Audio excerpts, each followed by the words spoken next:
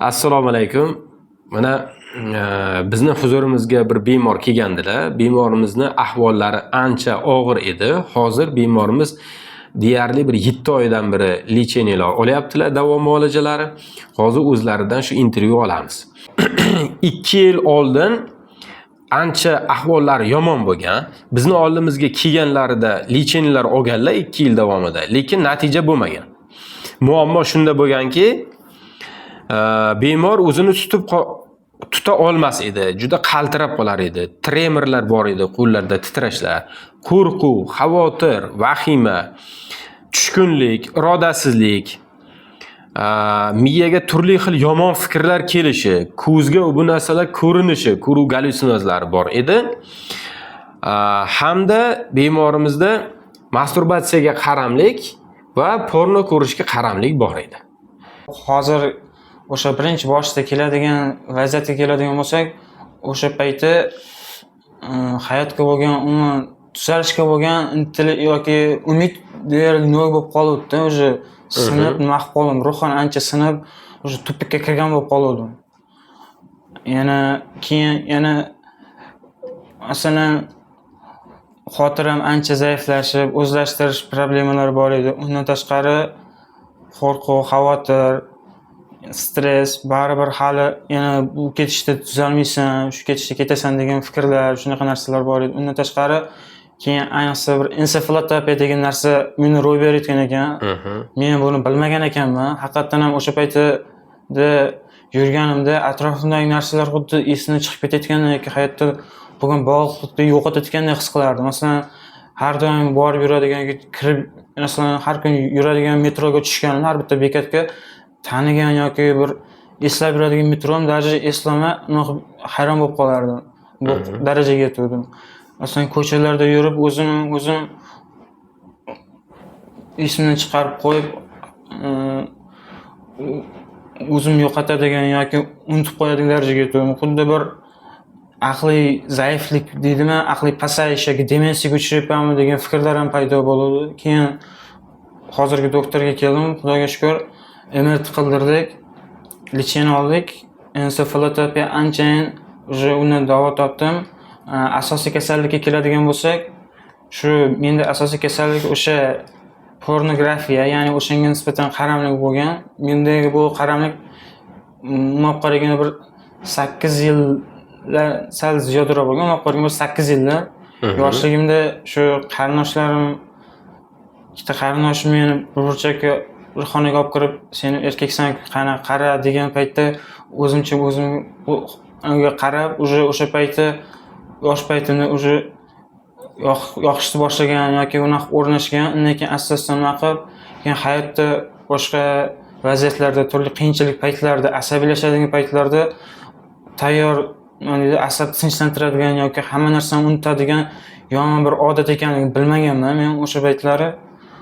Ana bir oradan bir 8 yillardan keyin vaqt o'tadi, 9 yilga yaqin. Undan keyin anglab yetdimki, bu kasallik odamning umrini zavolga yetkazishini, odamning aqlini ham, tanasini ham, organik ham har tomonlama uni ahvolini chatoq qilishini, shu vaqtgacha qilib kelayotgan ishlarini yoki to'plagan bilimi yoki tajribasi yoki boshqa narsalarini yo'q qilishi va hayotga bo'lgan o'z pozitsiyasini yo'qotib qo'yishi, kelajakka bo'lgan qarashlarini yo'qotishi, hayotdagi maqsadlarini o'zgartirishga olib kelishini, shu bilan birgalikda juda ko'p narsalarga olib borar ekan. Xotira zaiflashadi, inson irodasi kuchsizlanadi, diqqat pasayadi, o'zlashtirish yo'qoladi, jismoniy mehnat yoqmaydi, odamlarga oldiga chiqib gaplasha olmaydi, odamovi bo'lib qoladi.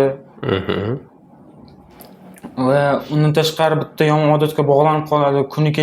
Kecha kunduz shu odatga berilib qolib, faqat shunga bog'lanib qoladi. Miyada faqatgina shu fikrlar aylanadigan bo'lib qoladi. Xuddi bir o'sha deyarli giyohvand moddaga o'xshagandekroq ekanda, uni qaraganda boshqa bir izlanib ko'rganda ham doktor aytgandek, xuddi chunki bu nima, masalan, odam bu kasallikdan chiqish jarayonida xuddi bir giyohvand modda yoki bir alkogolizmdagi chiqayotgan kabi abstinensiya, ya'ni ulardan qutulish jarayonida odamda bir o'sha xohish kelishi natijasida odamda xuddi bir ochlik, tashnalik, xuruj chiqib qolish, ya'ni xumor tutib qolib, odam haqiqiy qiyinchiliklar boshdan kechirar ekan. O'sha payti buni haqiqiy yuzini ko'rib boshlar ekan. Endi qani gapiz bo'ldim, kechirasiz. Umringiz bo'linmasin. Mana kelgan paytingizda ko'zga ko'rinadigan gallyutsinatsiyalar bor edi. Keyin qo'rquv, xavotir, vahima, tushkunlik, irodasizlik bor edi. Miyaga ochiq qizlarning obrazlari kelar edi. Mana shu narsalar hozir holatda qanday? Qo'rquv, xavotirlar yo'qolgan anchagina. Ozroq qo'rquv bo'lishi mumkin. Nimadan qo'rquv? Yana boshqa yiqilmaslikdan yoki yiqilishdan qo'rquv yoki Ya'ni yiqilmaslik bu hayotda adashmaslik. shunaqa. Ham bu ikkala ma'noda ham. Undan tashqari shu ochiq qizlar obrazi unaqa narsalar ham kelardi. Hozir unaqa anchayin kamaygan. Undan tashqari Ko'zga ko'rinadigan boya ko'ruv gallyutsinatsiyalarchi? ko'rib gallyutsinatsiyalar ham tushgan. Hozir unaqa chalik kelmaydi endi. Yo'q, ha. Hozir ish qobiliyatingiz qanday hozir? Shu qobiliyatim endi asta-asta nima qilyapti. Endi hali u darajaga yetganim, lekin Boricha aytavering. Masalan, hozir nima yaxshilandi-yu, nima yaxshilanmadi? Hozirgi kunda nima saqlanib turibdi, nima narsa yo'qoldi? avvallari biron bir mehnat qilishga ham, masalan, oddiygina bir endi sog' odamlarga bu xuddi bir dangasalikda tuyulishi mumkin, lekin boshdan o'tkazayotgan odam buni biladi. Masalan, oddiy bir ish qilishga ham imkonsizdek tuyulishi, ya'ni bir qiziqish, interesni tushishi, ixtiyorsizlik yoki ilojsizlikni yuzaga kelib qolishi, bu narsalar shunchaki dangasalikdan emas, balki bir kasallik alomatlari ham bo'lish, kasallik alomati ekanligi anglanadi. Masalan, oddiy bir ish qilishga ham irodasizlik bor edi. Shunga bir imkonsizlik ham tuyulardi. Lekin ana davolanishdan keyin hozir boshqa bir turli vazifalarda ishlarni qilyapman, lekin unchalik emas. To'g'ri, hali unaqa bir jismoniy og'ir mehnatga o'tolganim yo'q. Endi asab tizimi yaxshilanishi va jismoniy qobiliyatlar, ya'ni jismoniy chidamlilik yaxshilanishi, xudo xohlasa, qolgani ham asta-asta bo'ladi degan umiddaman. Hozirgi kunda sizda yana nima narsalar saqlanib qolmoqda? Boyagi ongingizdagi xiralashishlarni aytib bering. O'zidan o'zi uchib qoldim, shu narsani bilmay qoldim. Eng asosiylardan biri shu miyam o'chib qolganday bo'lib, biron ish qilaman desam, qila olmay qolishim, boshqaruvni yo'qotib qo'yishim, yo'lda ketayotganimda tormozlanish bo'lib, to'xtab qolishim, nima qilishni bilmay qolishim, biror narsani bajaraman desam, chakashib ketishim. Bu vaziyatda odam xuddi bir nima desam ekan, miyasida nimadir tormoz bo'lib to'xtab qoladi. Inson xuddi bir poyezd ketayotgan bo'lsa, to'xtaganga o'xshab katta bir bosim tezlikdagi o'xshagan to'xtash bo'lishi mumkin. Ya'ni odam o'zida har qanday bir qanaqadir bir qo'rquv, shubha uyg'otishi mumkin. Chunki masalan menda yaqin oralarda masalan shunaqalar bo'lib qoldi. Bir kun davomida bir 15 marta yoki 15-20 marta bo'ldi. Men o'zimdan anchayin bir xavotirlanib qoldim. Mana shular bo'ldi. Lekin bu sizda bir oy oldin yo'q edi bu narsa. Ha, yo'q edi. Chunki yo'q edi. Qarang, sizga bitta, men dorining nomini aytmaymiz. Bitta dori buyurdik. O'sha dorini ichganingizdan keyin shu narsa boshlandimi yoki ichishni to'xtatib qo'yganingizdan keyin bo'ldimi? U doridan oldin to'g'risida bo'lmagan. Dorini ichishni to'xtatdim, endi bu narsa ro'y berdi. Bu dorining nojo'ya ta'siri edi. Keyin sizga bitta psixotrop dori назначение qilindi. O'zi biz u dorini ham назначение qilmoqchi emas edik. Siz aytdingiz, men uyqum picha yomonlashdi, bir ikkita fikrlar keldi dedingiz. Bitta psixotrop dori назначение qildik. Shu dorini ichishni boshladingiz. Ma'lum bir vaqt ichdingiz, keyin to'xtatdingiz, shu holat vujudga keldi. Shunday bo'ldimi? Shunday bo'ldi.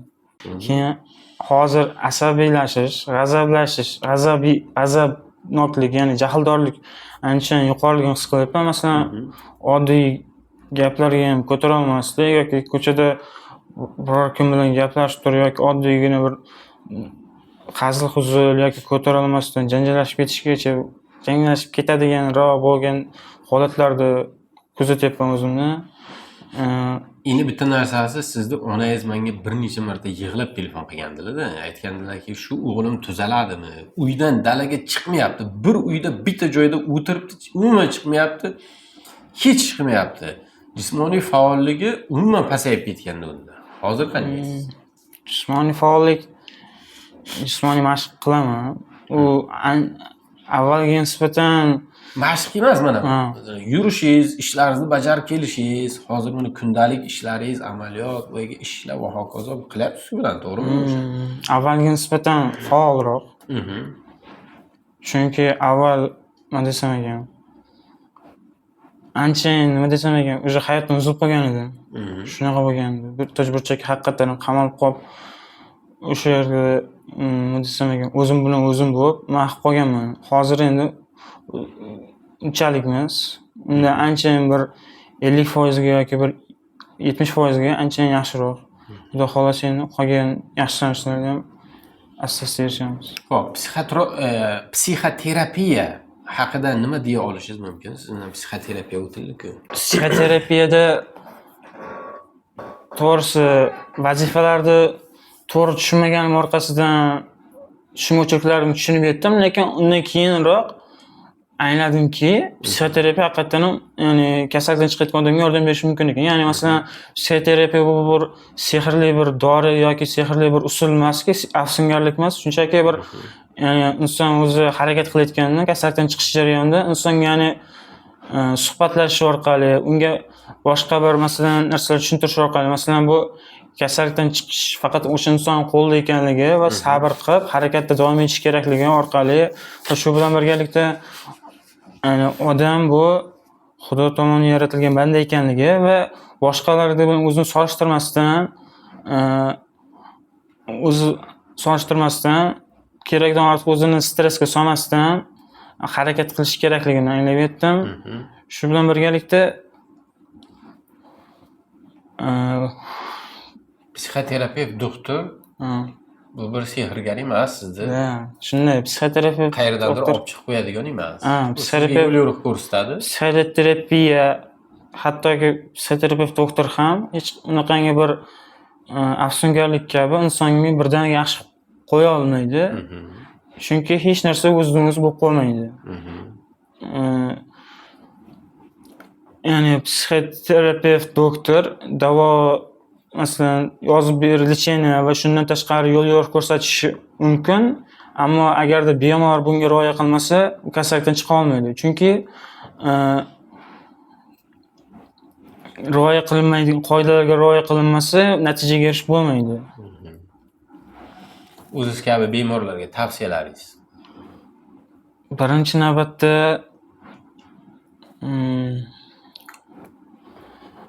bu kasallik yoki odatdan asosan hali tavsiyam bu kasallik odatdan qiynalayotgan odamlarga. Chunki hali bu odatda zararini sezmasdan haligacha bunga bog'lanib bu yaxshi narsa deb o'tirgan odamlarni bilmadim.